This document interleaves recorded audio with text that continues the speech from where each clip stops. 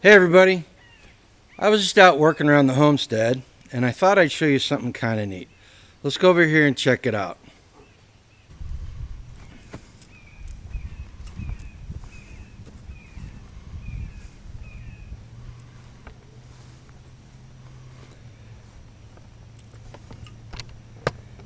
So what do you think?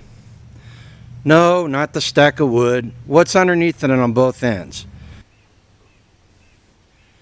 Like many homesteaders, we used to use wooden pallets for all sorts of things around the homestead. Fencing, walkways, get stuff up off the ground. The one big drawback with wooden pallets though, no matter how well they're treated, if they touch dirt, eventually they're going to turn into dirt. So we were having to replace pallets every 2 or 3 years. That's where these plastic pallets come in. So a friend of ours found these at an auction. And I don't know what he paid for them. All I know is we were trading him 1 dozen eggs for 1 pallet for a while, and he thought he was getting a great deal. So he must not have paid very much for them. So we started to use these as our wood cribs. We replaced wooden pallets with the plastic ones, and as you can see, I took 2 and laid them on the ground and then stuck 2 horizontally on each end. I used T-posts to hold them up, and I just used baling wire to wire it together so that the uprights don't fall. And I did the math, and if I fill the crib up completely to the top of the pallet, we get about 91% of a full cord. I call it a short cord.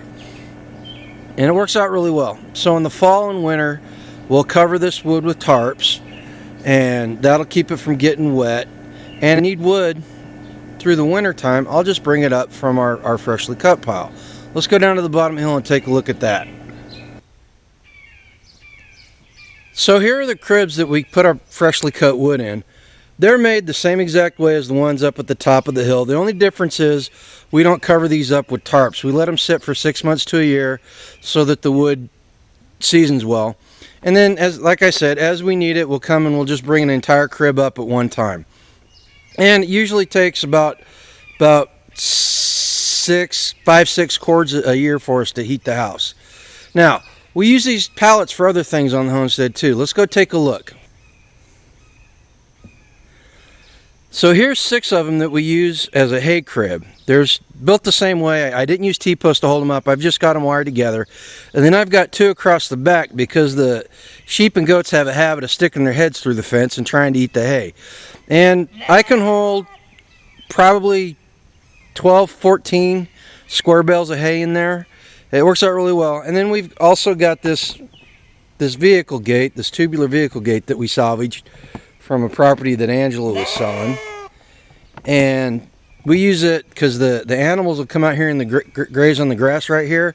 So I just slide that gate out in front of the pallets, and it keeps the animals from getting into the hay. Now we got one more application we use the pallets for. Let's go check it out. So here we use them for walkways in front of the rabbit hutches. We put them down so that in the winter time and when it's rainy, we're not walking in the mud and snow. It just makes it a lot easier and safer.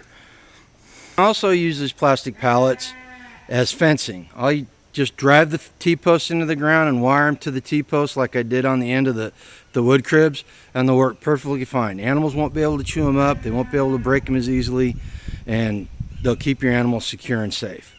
Well, that's about it. If you can find these plastic pallets, snatch them up any place you can, because they are versatile and they last and they work great. Well, there's a quick tip from Grumpy Acres. If you haven't hit the subscribe button, go ahead and do that. Give us a thumbs up if you liked it. Go ahead and leave us a comment if you got any ideas on how to use plastic pallets or where to get them, better yet, because people need to know where to get them. Till next time, remember, live a life done free. This is Grumpy G. Clear.